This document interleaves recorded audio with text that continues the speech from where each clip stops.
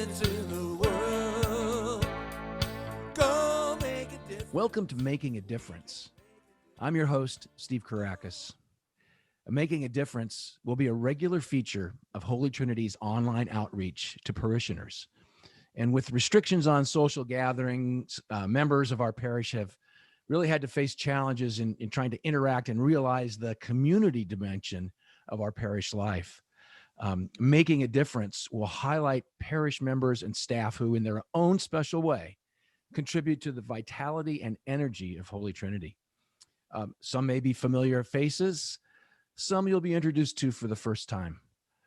We think you'll find their stories interesting, and in the future, when we get to take off the masks, you'll recognize a new familiar face.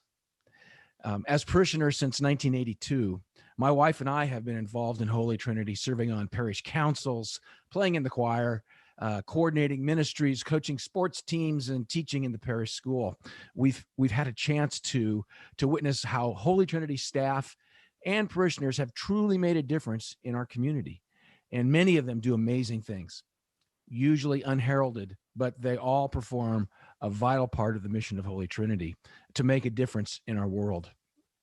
So let's get started and meet our first difference maker.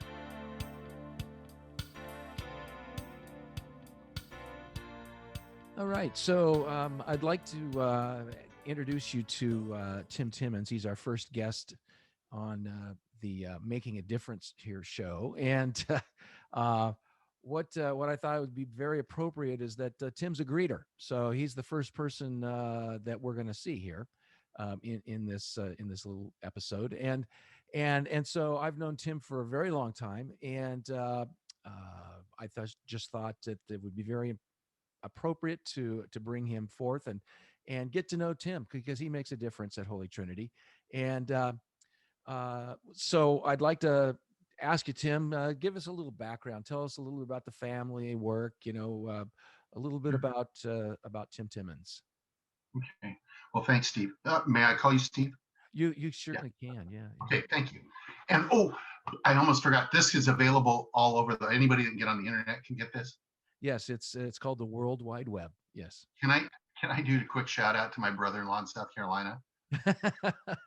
Hey, Frank's got a handsome Frank. Stay handsome, buddy. Okay, I'm ready to go. What was your question now? So what you're a, I think of most people who recognize you who aren't like watching the show all the time, they probably recognize you as a greeter, especially if they go to the 5:30 mass. Is that pretty much your role at Holy Trinity?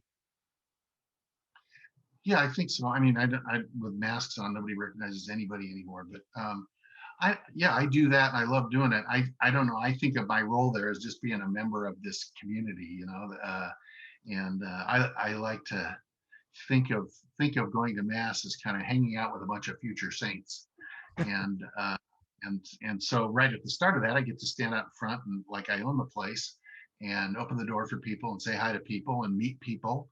And it's been a real great special thing for me. So what does it take to be a greeter? What's it take to be a greeter? I think the main thing is you need to want to do it, which will be enthusiasm and stuff comes with that. I can remember I used to joke around with the guys before I was a greeter. There were greeters there, and I joke around with them. And then one day, Al Schmidt, who makes a huge difference at Holy Trinity, runs the food closet and so forth. He asked me if I wanted to do it, and he seemed really nervous, like I was going to say no, and I was absolutely flattered. And I didn't know what to do either. I wanted to do a good job, so this was a few years ago. So I went down to Washington Square, where Sears was, and faced that parking lot out there. And I practiced. I'd stand out front of the door and greet people there. It went really well until the police came. But I got good at it, I think, and I do it. And I one of the things I like the best about it is I started slipping Tootsie Rolls to little kids when they come in, and I get a big kick out of their reaction to that. Good. And actually, a lot of the older women in the parish like Tootsie Rolls too. So it sounds like just willingness to want to talk to people and welcome them. What do you like the most? What do you like the most about it?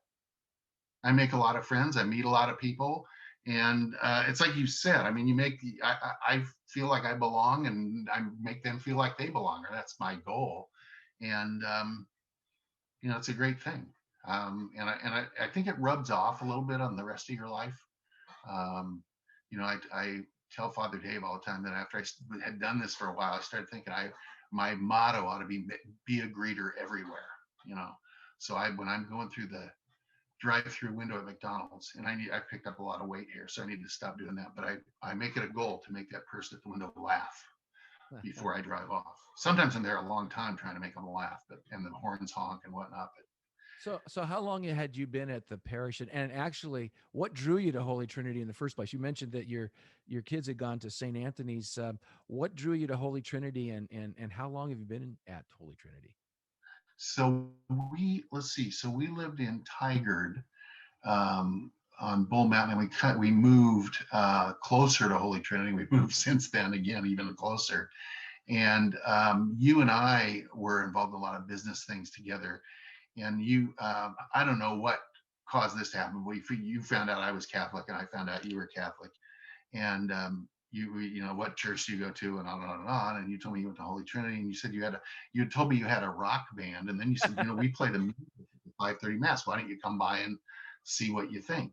So we did that, and we liked it. We'd go about once a month to Holy Trinity because we were still living in Tigard at the time. Then we go about twice a month, and then we moved in there a little closer, and so it was just as easy. And my kids had graduated from St. Anthony; they were all at Jesuit, so there was really it was just as far to drive the other direction. We liked the 5:30 mass and the people that were there and so forth. Really great music, huh?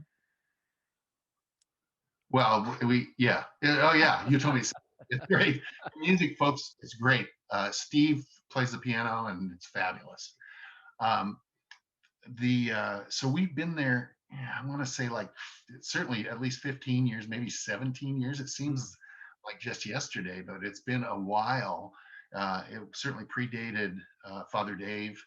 And I don't, and when he came, it made it better. And Brett is great, and Father Hans is another great addition. The staff is great, and so it was good to start with, and got better, and it keeps getting better. So, well, good. So let me ask you this. So, let's go back to this greeting business. Mhm. Any kind of, I mean, you see a lot of people every single night, every single Saturday. Any kind of unique experiences that you've encountered as a greeter? Yeah, I mean, there's lots of them, but I had a list of what you might be asking me about. And one thing uh, sticks out in my mind among many. Claudia Ditter, Dick Ditter and Claudia Ditter. Claudia passed away a few years ago, and people will come up, and in the old days we used to be able to shake hands with people and so forth, so we do that. And I'd shake hands with people coming in and so forth. And Claudia had a lot of health challenges. Dick, she would walk up and in arm with Dick, and he'd kind of guide her along. And she didn't talk very much or at all. And she would just come up and touch me. Every time she'd come in, she'd kind of smile at me and touch me and go in. I didn't know who she was. I didn't know who Dick was. I just saw him every week. And someone, when she passed away, someone, I think it was Linda DeFalco, told me, and I said, well, who's that? And she described him. I said, oh my God, I've got to go to the funeral, which I did. And I try to do that when it's somebody I know. And I went to her funeral, and I left a little note at the reception afterwards for Dick with my name and everything. And after that, got to know him and got to know his daughter and so forth. And his daughter ended up going to work with my wife, and whatnot. So that's just one of many examples like that. Mm-hmm. Mm-hmm. So, But it stuck in my mind that she couldn't talk, but she came up and touched me and smiled at me, and I look forward to that every week. good. Actually, you mentioned the pandemic. And I guess since that's all happened, and we've been obviously restricted by who can attend and everything, so Mhm. you really haven't been able to play your greeter game too much. But how have you had to adapt as a parishioner to the restrictions imposed by the pandemic? Well, like you said, we can't do the normal greeter thing. We've had my family, we've had some curveballs thrown at us on top of that. My wife Laura has breast cancer. She right around this time the pandemic started, she was diagnosed, and we've had some other similar immediate family issues. But with Laura, we're the only two that live here. She can't go because she's been going through chemotherapy and so forth, and her immune system is dramatically reduced. And so I have to kind of be careful too, but I do all the shopping and whatnot. And we've been to mass once right after she was diagnosed before she started chemotherapy. And so we do video mass, so that like a lot of people, but we just had to be careful. I've working remotely. I'm fairly close to the church, so I actually get to attend mass most every weekday. I'm there nowadays, which I enjoy. And then other than that, I've kind of you get to where you're used to seeing these people. I've made a lot of friends, and I could go through the names for you, but we'd be on here for 45 minutes, and I'd leave somebody out, and they'd be deeply offended.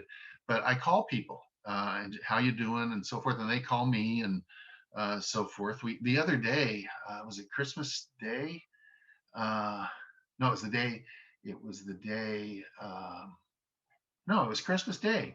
I get a phone call. We were just sitting down to have dinner. My son Kenny, the youngest one, uh, was over, and we were going to have dinner. And I get a phone call, and Chuck and Marie Panapinto. You may or may not know them. There's some people that sit right behind us at most masses, and we've gotten to know them. And they said, "Could you come out to the front door? We've got something for you." And they had a cake that they made for us, and so that kind of thing happens all the time. And and I always joke about that. God bless everybody that wants to bring us food and so forth because of my wife having breast cancer. But I figured out right away that lasagna is not a cure for breast cancer, and all I do is so we really appreciate it. But you can just call. That's good. That's good. So, Yeah. okay. What stands out to you as Holy Trinity, as Holy Trinity as a parish? Well, a couple, probably a lot of things, but a couple of things. I just think of it as a big family.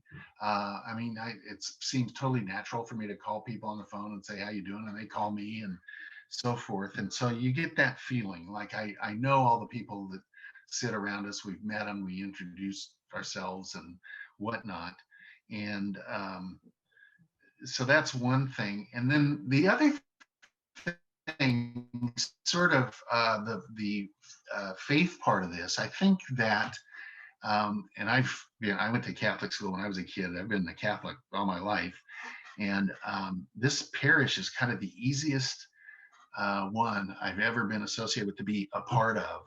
And Father Dave and Father Hans and the whole bunch make it so easy. It's not a mind bender. You go to mass, everything is simplified.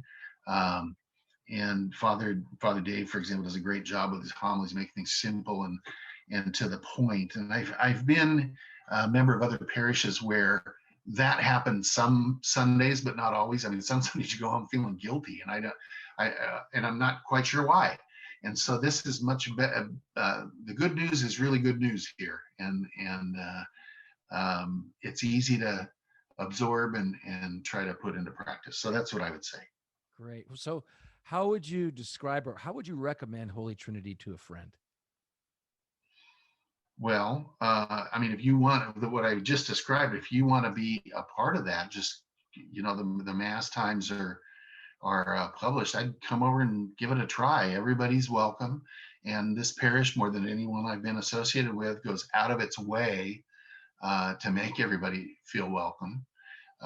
So I'd just say, come on in and give it a try, and you're either going to like it or not. I've found very few people that have tried it that don't like it. We used to kind of joke about this. So our old parish that we most previously were at, St. Anthony, there are lots of people there who were St. Anthony parishioners with us, and we call them the St. Anthony boat people.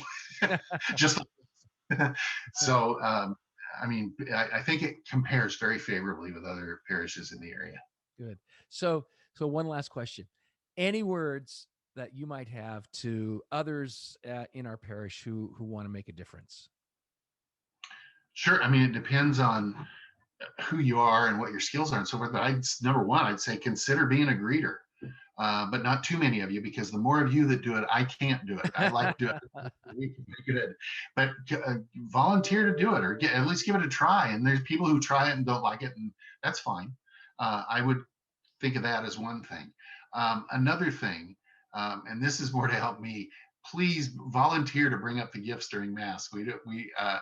Uh, People don't like doing that because they think everybody's looking at them and so forth. It's not about you. And it's an honor to do it. And the greeters usually, we try to find a family to bring it up. And we always look for the most handsome family there is. So consider it a compliment and bring those gifts up for us. Um, if you have time or the inkling or whatever, work at the food closet. What a great thing. I mean, Al Schmidt and those guys, they do it. And there are a lot of people that work there. What a wonderful ministry. And there are lots of great ministries here you can be a part of. Get to know Father Dave and Father Hans and Brett. That's going to be an enriching experience for you. And the other thing is, it seems like a small thing. When you're in Mass, we all kind of sit in the same place all the time. Introduce yourself to the people around you. They'll become your friends. And when you have a curveball thrown at you, they'll help you, and you'll have a chance to help them. And that's what this is all about. So that's what I would say. Great.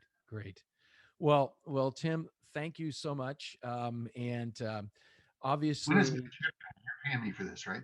Yeah, you'll be paid. Right, Yeah, good. Thank you. As I make a lot of money playing music too. I've made a lot of money every Saturday night, but not really.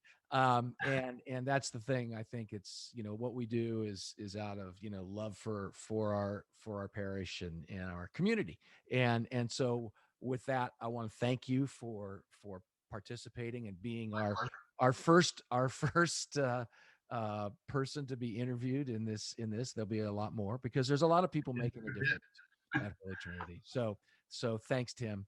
And thank you all for listening to this and watching this first episode of Making a Difference. And we'll see you next time.